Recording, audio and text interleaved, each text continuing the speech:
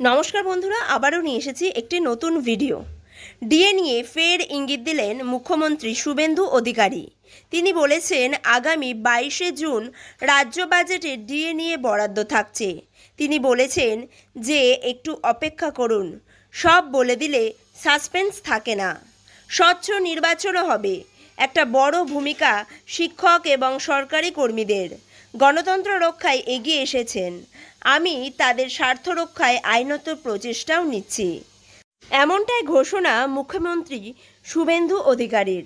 বিধানসভা নির্বাচনের আগে রাজ্য বিজেপি ক্ষমতায় এলে কি করবেন রাজ্যবাসীকে সে সবটাই জানিয়েছিলেন মুখ্যমন্ত্রী শুভেন্দু অধিকারী। বর্তমানে সেই প্রতিশ্রুতি মতোই কাজ করছেন মুখ্যমন্ত্রী। কম বেশি প্রত্যেকেরই মনে আছে ভোটের আগে প্রতিশ্রুতি দেওয়া হয়েছিল বাংলায় ক্ষমতায় এলে ৪৫ দিনের মধ্যে চালু হবে সপ্তম বেতন কমিশন। যেমন কথা তেমন কাজ। আগে রাজ্যে সপ্তম বেতন কমিশন চালু করার অনুমোদন দিয়ে দিয়েছেন মুখ্যমন্ত্রী। বর্তমানে সেটাই কার্যকর করার প্রস্তুতি চলছে।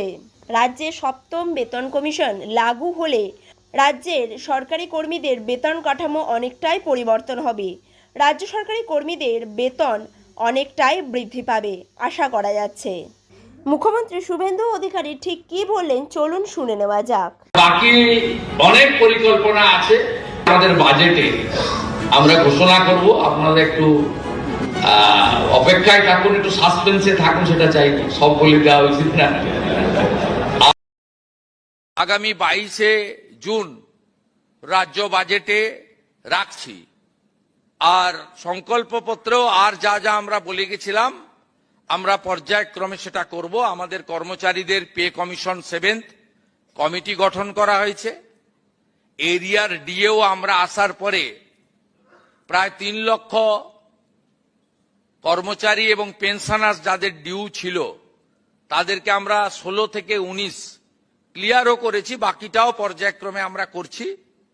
এবং ডিএ সহ অন্যান্য বিষয় 22শে জুন বাজেটে আমাদের থাকবে। আমরা এটাও আপনাদের মাধ্যমে এবারে কর্মচারী শিক্ষকদের বড় অংশ তারা কিন্তু স্বচ্ছ নির্বাচনের ক্ষেত্রে গণতন্ত্র রক্ষা করার ক্ষেত্রে এগিয়ে এসেছেন। আমরা তাদেরও স্বার্থ রক্ষা করার ক্ষেত্রে লফুল আইনসম্মত স্বার্থ রক্ষা করার ক্ষেত্রে আমরাও প্রচেষ্টা নিচ্ছি। আগামী 22শে জুন কি হতে চলেছে সেই দিকে তাকিয়ে রয়েছে রাজ্যের সমস্ত রাজ্য সরকারি কর্মচারী। ভিডিওটি সকলের মাঝে শেয়ার করুন, ভালো লাগলে লাইক করবেন, আর আপনি যদি চ্যানেলে নতুন এসে থাকেন তাহলে চ্যানেলটিকে সাবস্ক্রাইব করে রাখুন। ধন্যবাদ।